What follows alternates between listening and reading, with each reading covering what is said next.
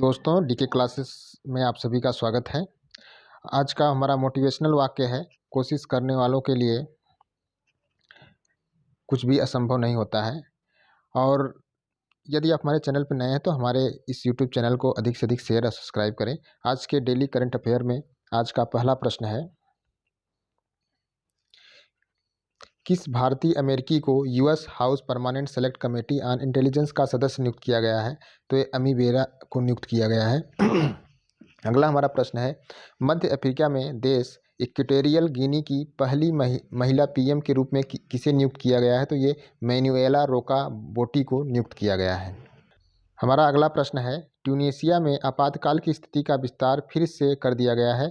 Tunisia के राष्ट्रपति कौन हैं? तो ये कैस सैयद हैं। अगला प्रश्न है हमारा, किस भारतीय अमेरिकी को यूएस इमिग्रेशन का रैंकिंग सदस्य नामित किया गया है? तो ये प्रमीला जयपाल को नामित किया गया है।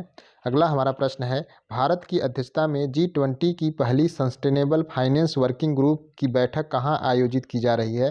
तो ये गुवाहाटी में आयोजित की जा रही है। अगला हमारा प्रश्न है, किसने हाल ही में बंगाल सब एरिया के जनरल ऑफिसर कमांडिंग GOC के रूप में कार्यभार संभाला? तो ये हैं एच धर्मराजन हैं। अगला हमारा प्रश्न है, इंटरनेशनल क्रिकेट के तीनों फॉर्मेट में शतक जड़ने वाले सबसे युवा क्रिकेटर कौन बने? शुभमन गिल बने। अगला हमारा प्रश्न है, देश के पूर्व कानून मंत्री व वरिष्ठ अधिवक्ता कौन थे जिनका हाल ही में निधन हो गया है? वो शांति भूषण थे। अगला हमारा प्रश्न है, किसे हाल ही में ब्रिटेन में इंडिया यूके अचीवर्स ऑनर्स द्वारा लाइफ टाइम अचीवमेंट अवार्ड से सम्मानित किया गया? तो ये हैं पूर्व पीएम मनमोहन सिंह जी हैं। अगला हमारा प्रश्न है, केंद्रीय बजट 2023 में भारतीय रेलवे के लिए कितने लाख करोड़ रुपए की पूंजी परिव्यय आवंटित की गई है? तो यह 40 लाख करोड़ रुपए पूंजी परिव्यय आवंटित की गई है। अगला हमारा प्रश्न है, MSME के लिए ऋण गारंटी योजना को नवीनीकृत करने के लिए बजट में कितने करोड़ रुपए का प्रावधान किया गया है? तो यह 9,000 करोड़ रुपए का प्रावधान किया गया है। अगला हमारा प्रश्न है, भारतीय तटरक्षक दिवस प्रतिवर्ष कब मनाया जाता है? तो ये 1 फरवरी को मनाया जाता है। अगला हमारा प्रश्न है, संपूर्ण पर्यटन पैकेज के रूप में देश के कितने पर्यटन स्थलों का विकास किया जाएगा? तो 50 पर्यटन स्थलों का विकास किया जाएगा। अगला हमारा प्रश्न है, 2023-24 के बजट में भारत के रक्षा क्षेत्र के लिए कितने रुपए आवंटित किए गए हैं? तो यह 5.94 लाख करोड़ रुपए आवंटित किए गए हैं। अगला हमारा प्रश्न है, केंद्रीय मंत्री निर्मला सीतारमण जी ने निजी करदाताओं की छूट की सीमा 5 लाख रुपए बढ़ाकर कितने कर दी है? तो यह 7 लाख रुपए उन्होंने बढ़ाकर कर दिया है 5 लाख से। अगला हमारा प्रश्न है, रिलायंस रिटेल ने किस देश के बिस्किट निर्माता मालिबान के साथ समझौता किया है? तो यह श्रीलंका के साथ समझौता किया है। अगला हमारा प्रश्न है, किसने शतरंज में टाटा स्टील मास्टर 2023 का खिताब जीता?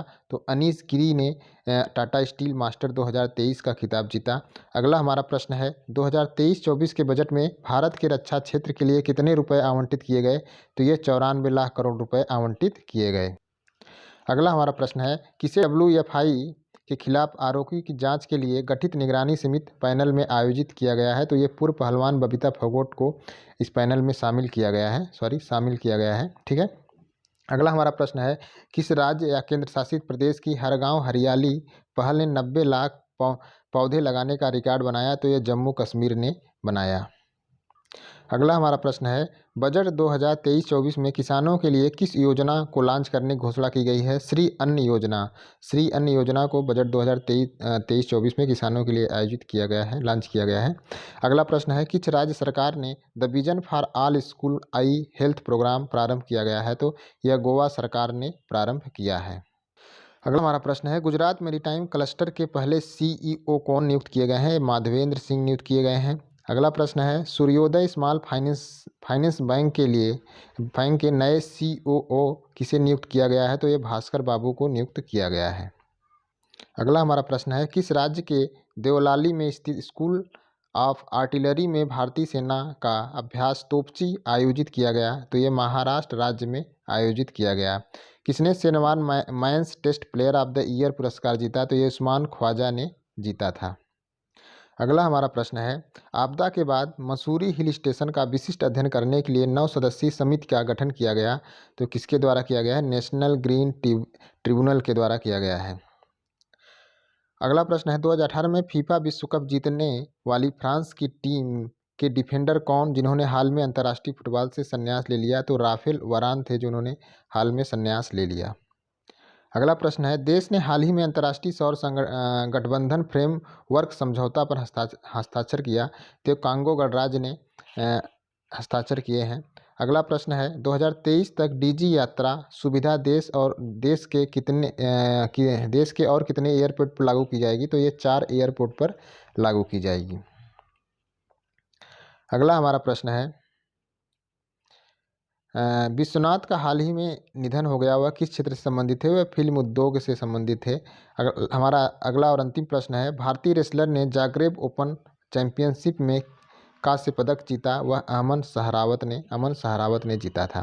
दोस्तों, ये आज का हमारा करंट अफेयर था। कैसा लगा कमेंट में जरूर बताइए और हमारे चैनल को प्लीज़ से अधिक शेयर और सब्सक्राइब करिए। Thank you.